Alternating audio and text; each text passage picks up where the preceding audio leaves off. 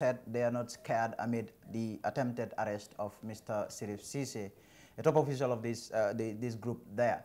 I will be speaking to Ahmad Jite, a staunch supporter of President Adama Barrow there, a day after Operation 3 Years Jotna members took to the streets to demand President Barrow step down by 19 January 2020.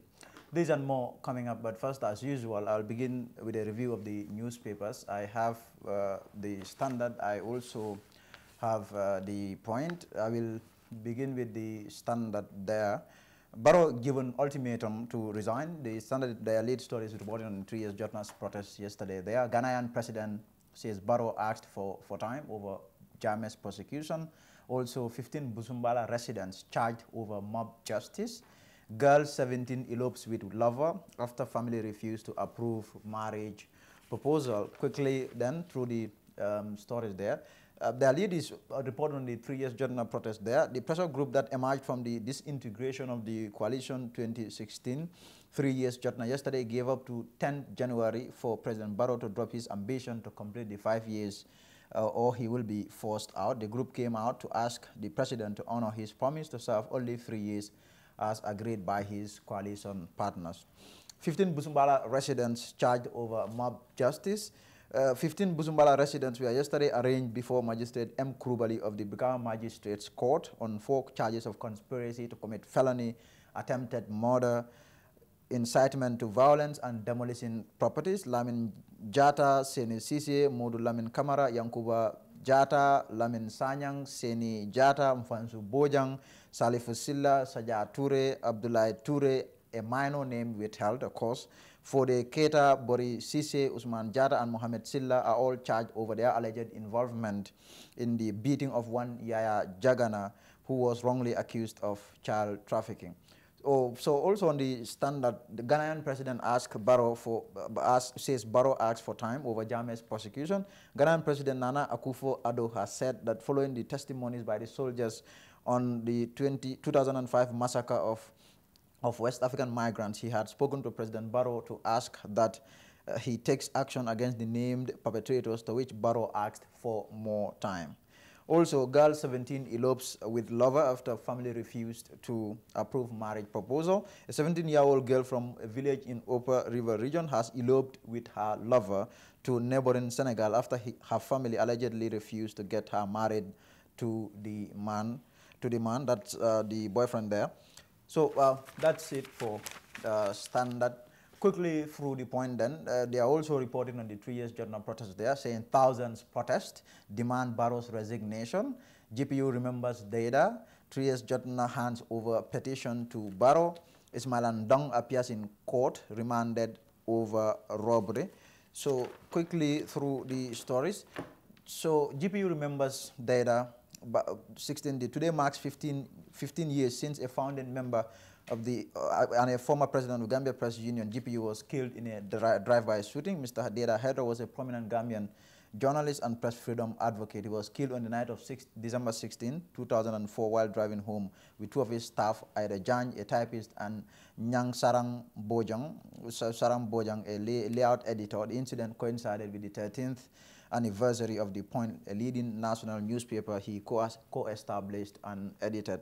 Ismail Ndong appears in court, remanded over robbery. Ismail Ndong, a taxi driver who was charged with robbery with violence before Magistrate Pisar Mendy of the Kanifing Magistrates Court on 12 December 2019, appeared in court and pleaded not guilty when the charge sheet was read to him. So, yes, I think, yeah, that's all for the newspapers there. So we will quickly go through 1 or 2 stories that we have for you. I will be speaking to Ahmad Jite a little later.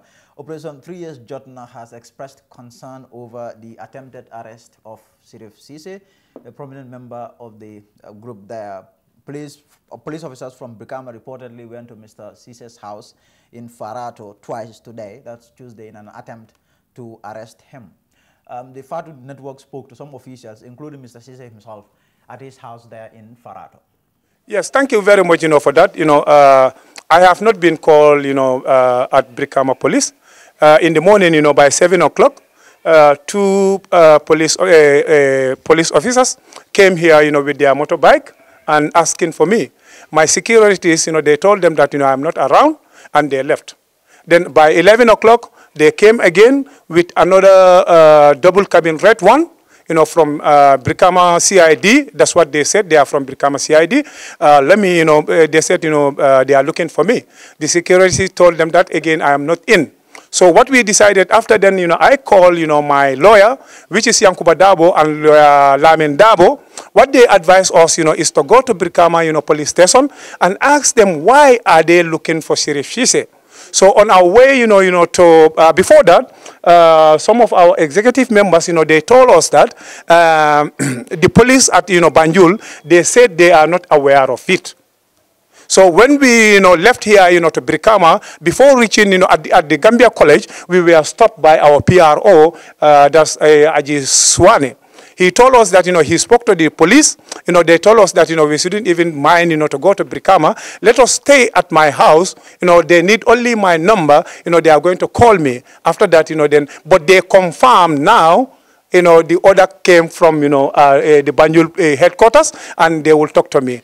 Well, we don't know what's the problem. People are just coming up with different news that, it's this and this and this, but still I didn't, but they came here twice, to arrest me. Yeah.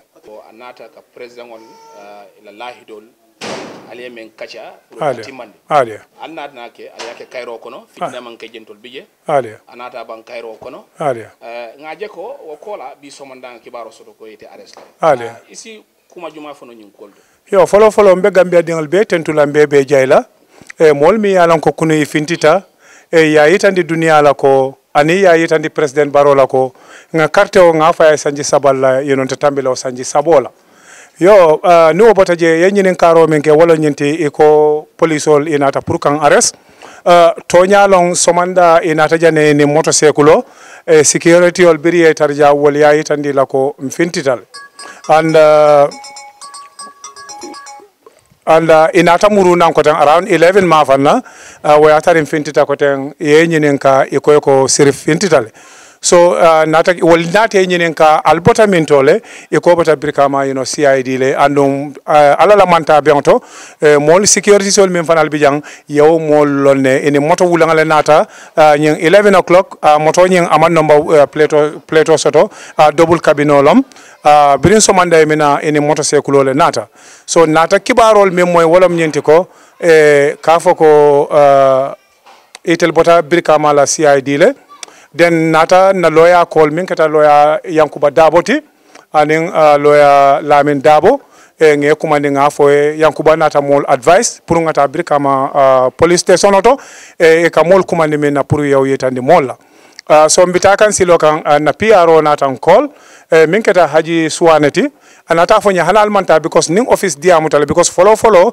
office ye muna fo ekoitel mamba kalam ka fo ko mol le nyanta nalantel arrest la bari munekata fana subaju alpha bale ente call banko kan ka itandi nako isi pare ya fole ko imine arrest la so bar police itele min fo follow police headquarters e mambo fen kalam so brimbita kan Brikama yewolong so ya fo na PRO ko hanim manta Brikama ntenga kumale fo e lafta nyinin kala walla because nintata Brikama fana Brikama ba fala nyelenga na Banjul e ko ngana sin na suwo kono na PRO ay nan no mbadila so say e ben kolla e mbe nyin mbo watole to say mbe e batunka foy tolte mbe min fole don wala mu bitilo wo banta Gambiale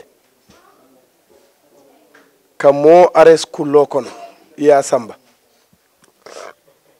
ni ba samba la asike ku kanti mimu ku koyote because of loi mote way santola momo yeminke nani loi manta loi sembo sotole pour ka abulo laykan bari loi fana man sembe kilindi mola yela sembo la ye momuta ayatara amankuke bar ningo fana keta tumando sa sintala bultala bar niya lipadwa ka famfaikan tumando nitol fana yoke andul fana be kel hanim musate bulten mem famfaile kan ka yitandi Gambia fana be la ko mo kana sila mo kana deun kumol min be foto jannin kunun mool ya jela ko yara fan mool ka min fo wonte toñaati opération 3 years ka min fo wolem toñaati mo ye min fo tumiro to opération 3 years la hani bora fito ka kuruntule mo be yalon ko faniyale mu ye faniyale fo gambian kol ku kilin mbatandi man mo ne nendima ani londiti o bonyoto yo 3 years jotna oyo e kumera ko mbom ko yende wut mama bukanak tubi ko yam fom anona jembe ka yenteno rek e bare wani mango mbere rege wayno Sirif Cissé e bilelo li jaat dere inji ana jami audio yanko rege meti ko ares anona on kam mana cengami e nji fane fere mi kolum Sirif nana mahani ku bibil dere be signa gaba bare sécurité kam dere sinde ko lobby lob meti ile dere nyaawo kammi ujukort ñaani lammi i won kom incine no woto ulu fongole ko ko kabilo yo bare 3 years jotna e kankan kafaya no manji yeti e fuken no yi semmi uli wijite wono kemmi di wanu mangom pour bu kanake Gambia parce que bu kanake Gambia ko pour manku jukum meti toñaay manku jummi balanka beti toñaay manku jummi balanka beti yamarati at jamit parce que anu wurin tom nu jukwa bajom fuken oto uli ka sofore ko ku soforum ko kuyi semmi wana san jila ko me kane manji baj singani sekon di jikan oji tawa jakaw di jikan oji tawa setaw ji paraja kane emite e jum balankam o kammi no jokum mom man ko rego nyame Sirif ko mam beka areso uli no mi woto uli po panku ares uli tout. Yes. The 3 years Jotna official speaking there at Mr. Sisse's house in Farato. So now I think Ahmad Jite is online from faraway Canada. He's a staunch supporter of President Adama Barrow, of course, and he will be speaking to me there now. Mr. Jite, good afternoon. Good afternoon, Larry. How's it going, brother? Say that again. I said, how is it going with you, brother? I'm okay, just busy with some university engagements. Other than that, I'm very good. Thanks to God, the Almighty. Great. So quickly, let's get started then. You are a staunch supporter, of course, of President Adama Barrow. You do so much campaign, a lot of propaganda for this man. And yesterday, there was this protest. Thousands of Gambians took to the streets demanding that he honors his pledge of serving for just 3 years. You are someone who is a passionate campaigner of the 5 years ambition of the president there. First of all, what do you make of this protest? What would be your assessment? I didn't get the last part. What's my assessment of what? Excuse me? Well, your assessment of the protest. Okay. First and foremost, I would like to thank you once again. Your brother and an uncle, of course, as I've always referred to you, and to all the viewers in and outside of the Republic of the Gambia. Greetings to all of you. Quickly, my assessments are multifold about this yesterday's protest, but one thing that a lot of us agreed upon regarding the protest is that Gambia won to a large extent. I mean, for the first time in the history that I know and I'm aware, a protest occurred in that country and it ended very peacefully, yes, without a major incident. Of course, there were, incidents here and there verbally, some abusive words and all of that. But in general, it was very peaceful. Those that went to demonstrate, it was required of them. And, those that also asked them to, go by certain rules, also, perform extremely well. And in this case, I'm talking about the security forces. They did very well. So that is, phenomenal. Personally, I wasn't expecting that. I mean, from, histories of protest in the Gambia, I was in the least expecting that it's going to end this way. So we must commend both parties for that.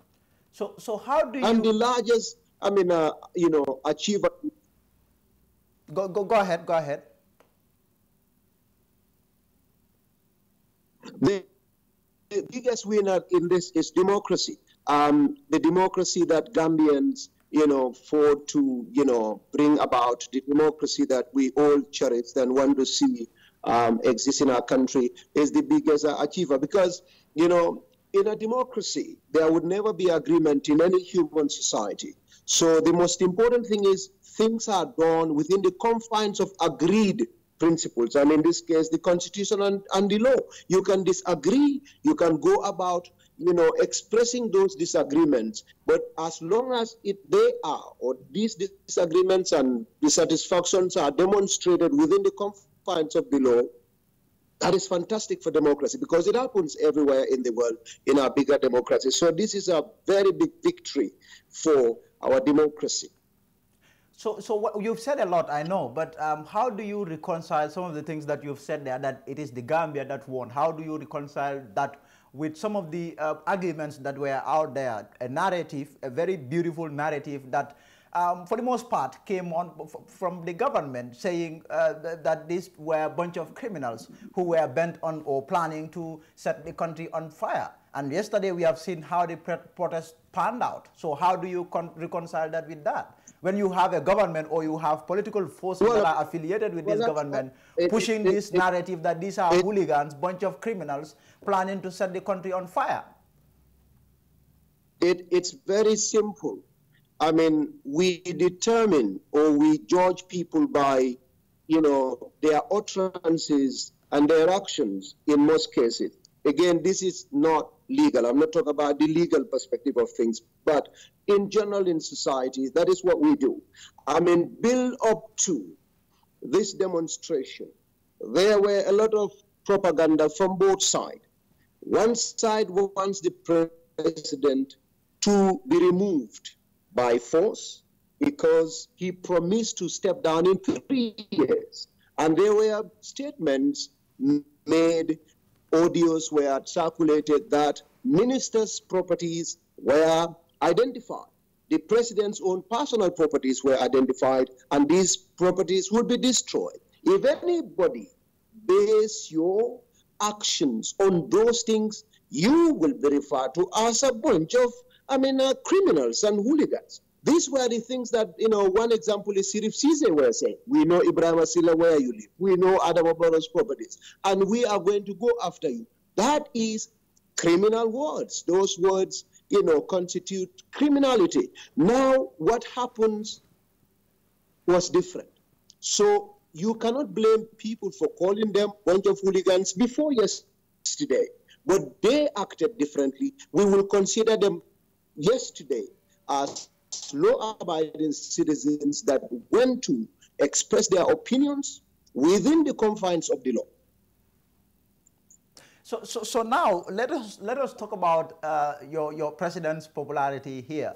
I mean, while in some quarters the argument is that his popularity is plummeting. President Barrow, if anything, is the most unpopular president the Gambia has ever had. In some quarters, but you have other quarters. Your quarter, which is saying the contrary, which is saying otherwise, saying President Barrow is as popular as ever. So, and then this protest, came and thousands took to the streets. International media, there was massive media coverage there. And what is being reported is that your president is not popular. What do you make of that? Well, again, these are subjective arguments. Like you said, on one side, you would refer to him as the most unpopular. The other side, you would refer to him as the most popular. Now, these are subjective matters, but what is the yardstick that we use to measure? I'm a statistician, I'm an engineer in the making, and I'm also a statistician. So for statisticians, you have evidence, you base your arguments on data. Now, let us be a little bit ordinary and forget about the professional aspect of things. What is the yardstick by which people use to measure the president's popularity? If it's by a number of people that talk about him the good way or bad way, I believe the president is more popular than ever before. He went round the tour at a time when he had a problem with the party that he left. He was a member of. The crowd is phenomenal. You are a journalist. You follow that. So if it's about the number that we use to determine popularity of somebody, the president is popular. Now, when you talk about the massive number that came out, conservatively, we would say, let me give them the benefit of the doubt. 5,000 people came out. 5,000 people didn't come out. This protest was in the making for an entire year. Gambia is 2 million people, and it's a democracy. That means people are free and are confident enough to go out and express themselves. Now, the party that is in quarrels or in exchanges of or opposition with the president right now is his own former party, UDP. UDP's membership, as low as it might be, if you want to, like I'm talking about conservative estimates, you will at least give UDP a solid 100,000 members of that party. Now, if that party employs efforts for an entire year, or at least for 6 months, to tell people to come out and demonstrate against the president, sending their district officials to go to different districts, send vehicles to different places. Of course, they will deny officially, but we all know what is happening. We all know that this is UDP. Ahmad, you are suggesting, or you are saying... Wait a minute. So when UDP calls and 10,000 people come out of 2 million Gambians, if you want to determine that, if you want to use that as a yardstick to determine the president's popularity, you're making a big mistake. Yeah. So, the number of people... It is your argument. The number of people that welcome Ousainou Darboe from his European tour is more than the number that went to Banjul or Sting Corner yesterday. So, this is 3,000 people in a democracy where, of course, some party members are not happy because they have an issue with the president that was one time their own, and they're out to express that anger. So I wouldn't use that to say my president is unpopular. What I am going to say in this is there is democracy and freedom of expression in that country. But then, Ahmad, your argument that he is popular, we have seen what has happened when Jammeh was here.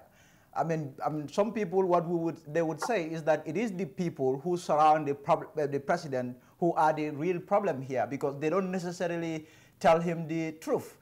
Even when he is not popular, the stooges or the advisors, those around him, what they would tell him is that you are popular. We have seen in the case of Yahya Jammeh, his advisors were telling him, Mr. President, you are popular. Mr. President, the Gambian people love you.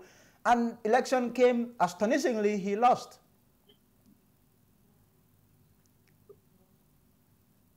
Now, again, you're making me laugh. What are we basing our arguments on? What are the yardsticks? What are our evidence? What is the one yardstick? One yardstick, as informal as it may be. One yardstick, as informal as it may be, would be, for example, in the markets. You go to places, bantabas, for example, and what you would hear them say about the president, for example, that can be a yardstick. You go to some bantabas or some markets, for example, market women would say, we don't like this president. He's not someone that I would vote for again. So that can be used, as informal as it may be.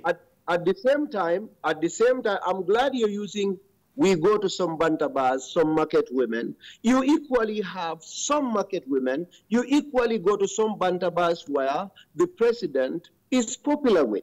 There are people that will always also, there are radio stations all over. There are people that are criticizing the president on some programs. You go to certain radios, you listen to them. They talk about the development programs that the president is conducting, the president is undertaking. So, the president is popular, I would say, because, look, this tour that got concluded should be, for those, actually, I can tell you this. there is a particular party, of course, the United Democratic Party, that sent MPs, parliamentarians, to go around the country and tell Gambians to not come out when the president leaves for tour. And we have never seen a crowd with President Adama Barrow since he came to power. I'm not talking about the ones we had in Combo, but in general, he is more popular than ever before. And you should be a living witness to that as a journalist. So, you know, in a democracy, like I said, if you have 5 people, there would always be divergence of opinions. Much more 2 million Gambians.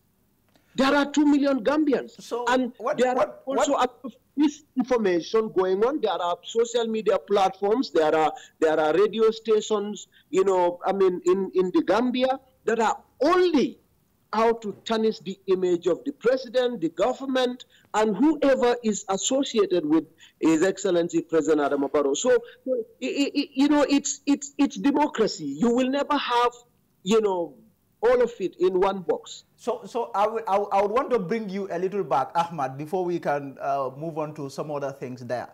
The 3 years Jotna and their protests and their activities over the past months, weeks, this narrative that was pushed, this narrative of bunch of criminals, hooligans who want to set the country on fire, what it has done clearly is that it has succeeded in casting fear in the minds of a lot of Gambians. Yesterday, a lot of Gambians skipped work. Students didn't go to school. You have people, business people, who closed their shops, who could not even open their shops, because the mindset was that these are people who are going to go out, and there is every likelihood of a turmoil.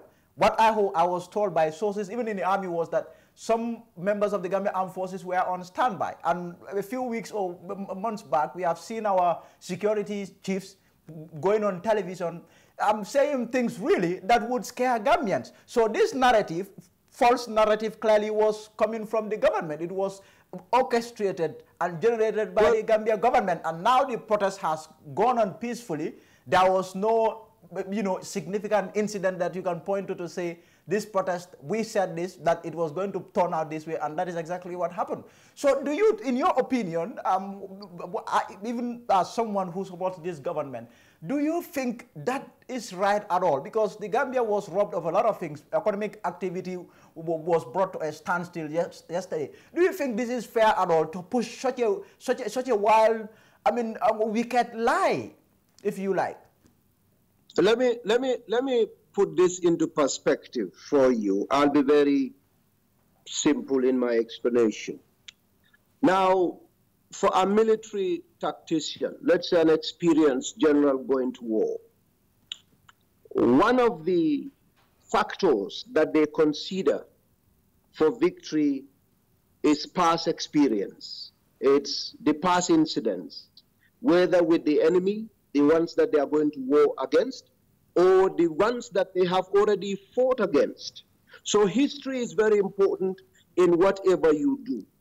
The military or a security personnel didn't go and die in public. They said, if anybody wants to illegally force the president out of office, I'm sure you're talking about General Mohamed Cham. Of course, he General Mohamed Cham, SIS director. It's all right. I mean, he never said they're just going to cross people. He said if. And in English, that's very important. There is a word if. This is a condition. If anybody wants to illegally force the president in the office, it's not going to be accepted. And that stands everywhere. That is what the law says. The military should not accept any individual. That is their responsibility to force a legally elected president out of office. So when they say that, they are in position. We have to be realistic, we have to be genuine, and we have to be honest when we are dealing with things. There are moralities, but we have to face the law. Now, is government wrong in what happened yesterday? I said no. We never see this coming. Even you, Lamin, did not see this coming when you are going to the protest in the morning. I saw it coming. Demonstration. Of course, I saw this coming. I have interacted with these people for months and weeks, and I knew that these are peaceful Gambians. These are a group of Gambians who simply want to go out there and exercise their right. The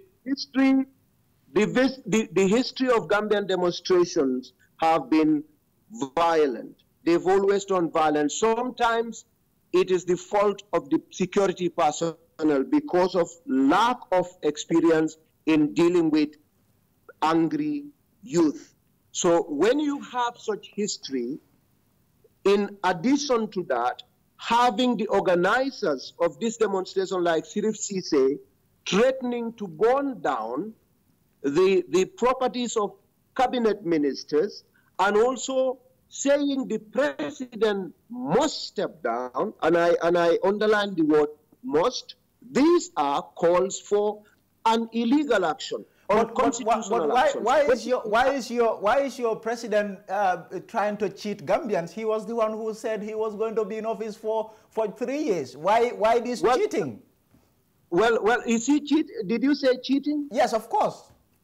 That's a very, Lamin, okay, this is what I want to, whenever we are having a conversation, yes, I want us to base it on something. We cannot just be, moving around like random variables. We have to have a fixed pattern when we're moving. Yes. Are we speaking and are we arguing based on the laws of our country? Or so you're we are talking about law because here. we want to speak? Because, oh, listen, I'm sorry, 1 minute. If we are talking about promises, those that went out, yes, I can hear you. Majority of them, especially the ringleaders, are very strong supporters of UDP. Usainu Dabo said he is going to take people to court when you want to get Barrow out of office, he will take them to court. He promised us that. Before you go out and talk to someone else outside, start from home. That's where charity begins. Go to Usainu Dabo and tell him to fulfill that promise, because it's a promise. And I want you to hold on a minute. We agreed on five years, and Dabo supported that. Dabo, stepped back from his earlier position. And when you talk about these 3 years, again, we have to be realistic and be telling people the truth. The agreement is not just about 3 years. It's not, serve 3 years and step down. There are a lot of other conditions that need to be met. The reforms that were discussed. And again, Janneh Commission was supposed to, like the Financial Crime Commission that Janneh, Surahata Janneh led, was supposed to be. Yes. For us. Can you hear me? Are you there, Ahmad? Can you hear me? Hello? Yes, I can hear you. Can you hear me? Yes, I can hear. Something happened. Yes. So, the Janneh Commission that we're talking about, there was an extension of its, duties. The National Assembly passed an act for Janneh Commission to come to existence. Yes. It was supposed to take, 6 months or 1 year, but it couldn't finish its activities, and it was extended.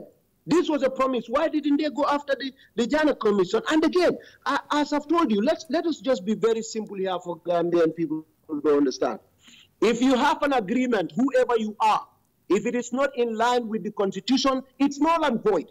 And I'm seeing lawyers going and participating in this protest, and they are using this Constitution and their inalienable rights to demonstrate. You have a right by the Constitution. You have Mr. Jide, the freedom to demonstrate. Let me just finish this sentence and we continue. You have a right, and you always fall back on the rights that the Constitution gives you to go out and demonstrate. Someone else has a right, after being legally and constitutionally elected into office, to serve 5 years. You are very adamant and very, very strong about your rights to go and demonstrate. I think that would be very wrong. Huh?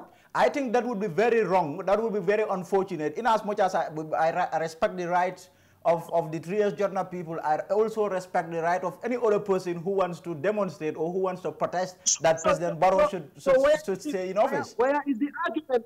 Where is the argument? If you have a right to demonstrate, that's fine. No, the argument is that President Barrow promised to serve for 3 years. And here is the thing. You and I know very well that this is not a constitutional issue. This issue of he must serve for 5 years. That's just the ceiling. The Constitution never said the president must, by force serve for 5 years. The president can resign today. So what is stopping him from resigning? It's not. You and I know this is not a constitutional matter. Okay, I understand that. The reason why we fall back on the Constitution is because there are problems with the agreement. Now, yes, the Constitution didn't say you must be there for 5 years. I agree. Yes. But the conditions in the agreement of the 3 years has a lot of components that even if the president steps down, you cannot fulfill them. Number one, you cannot call elections. You get the vice president into office. And one of the conditions was the president steps down and we go to polls. And the president will oversee an election. Now, that is not possible. Why is it not possible? Why? How would you go to elections? Why would you not go to elections? Oh, I mean, you cannot go to elections. You just have a replacement for the president, and that is the vice president. You go for the 5 years. And the other thing is, the IEC chairman has made that very clear. Now, Lamin, there are a lot of agreements in the 3 year, and again, the team that went into that realized that there are a lot of mistakes that they have made. Yes. The coalition parties went to a meeting. 5 members, 5 teams out of 8 agreed to give the president extension. Now, after all of this, a group of people who actually were one time very strong supporters of these 5 years. There are people that are at the forefront today that I had programs with when I was on Gainako Radio. These people were the ones that placed the constitution's supremacy. Yes. And that Barrow is going to serve 5 years. Yes. And that is their position. Where has their promises go? One of them is Honorable Yankuba Dabo. Is somebody we have disagreed very strongly now, but he's somebody that I have so much respect for, and he knows. He's a lawyer. He was the one on my platform that defended to the, I have the audios. I am actually going to get to my records that Yankuba was the lawyer that was helping us with the Constitution and saying what Usainu Dabo say is the fact. Barrow cannot step down in 3 years. He has to go for 5 years. Young stood by that position. These people have now changed their positions and therefore failed their promise. They cannot hold themselves safely. And ask that individual to honor his words. What kind of humanity is that? What kind of smartness is that? So your argument is that all of us, are at fault, or all of us have a problem. No, that is not my argument. My argument is the Constitution says 5 years. The individual has a right to promise. If he fails his promise, hold him or her to account at the right time and in the right way. There is no provision in the Gambian Constitution. Let me finish this. That says, if you promise people that you are going to step down, if you don't step down, we are going to go after you. There is no provision whatsoever of that sort in our Constitution. Why are we going against our supreme law? And we are calling for democracy. Democracy is respecting the rule of law, as bad as it may sound.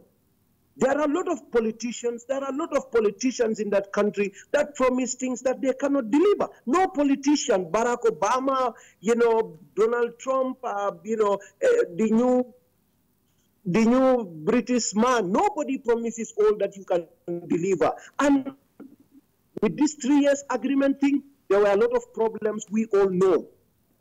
The best and the simplest we could do of two alternatives, going around or correcting all the hurdles and go for 3-year election, is much more difficult and more expensive on the Gambians than to allow President Adama Barrow to finish 5 years. Because there are a lot of things you need to change, as they have said in their demands. Barrow they have to take a bill to National Assembly for National Assembly to approve that bill. What if National Assembly trashed that bill out and it did not pass? What would happen? These are all problems. You know, that is also bringing another layer of problem. Another layer of problem. It is easier to leave Barrow for 5 years and we go to polls. Now, I must confess and I must tell you this, as a human being, as a genuine Gambian, give devil its due. The program yesterday, the demonstration, was conducted in a fantastic way. Both parties delivered well. I must thank the police. The police did very well because we would always expect them to be very angry with protesters. We must thank them. We must also thank these protesters for not only being peaceful, but they were able to also disperse their people in a very peaceful manner.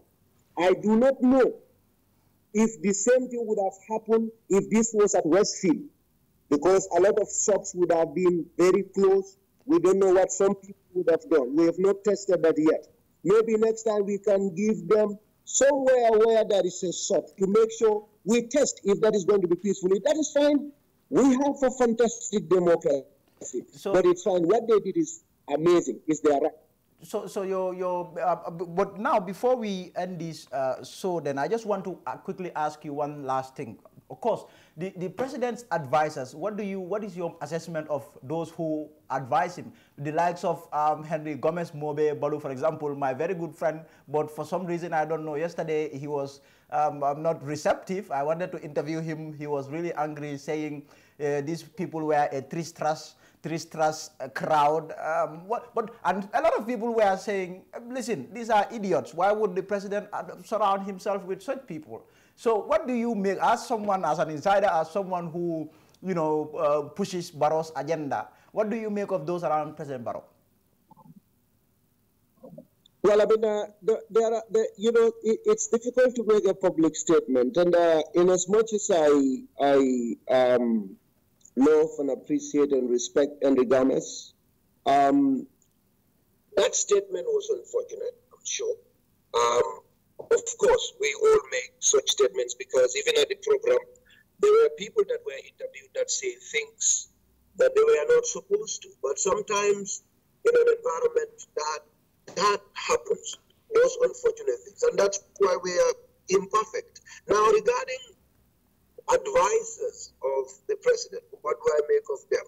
I mean, well, they have made very, you know, I mean, points. They have advised them, you know, things that are excellent. I'm sure they have also advised him on things that may not be fine, and that's natural. When you go to the United States, the same thing happens to presidents and advisors. They advise you wrongly, they advise you rightly. That's the human nature. But in general, what people try to push forward and what the realities are different. We've had this around the president when some entities were in the government and they're fine. They are members, they were in the same party 20 years, 16 years. They were good. They were amazing people. And all of a sudden things change. So most of the time in the Gambia, our perception of people and the way we look at people is determined by what side of the coin they are. If, like, a lot of people were so respectful of me, they thought I'm not even ordinary someday. You know, I was very truthful, I was very, you know, outspoken, amazing, you know, great guy. And today, I am a rapist. I am, you know, I mean, you know, the devil's younger brother. I am. So, a lot of times, that is Gambians. A lot of times, a lot of us, that's what we do. So, I mean, I have not seen, or I have not been there when they advised the president in most cases, because I've never been privy to their discussions with the president as advisors. So in general, those that I have interactions with are ordinary Gambians like us. They have great ambition, great ideas for the Gambia, and so I think they are amazing people. You think they are amazing there. Nephew Ahmad Jite, thank you very much for your time. Bless you, bro. I think I took 20 minutes of your time there, but thank you very much. Always appreciate it. Ahmad Jite there, someone who supports President Barrow, of course, speaking to me there about Operation 3 Years Jetnas protest and related matters there. So that's it for today's news review.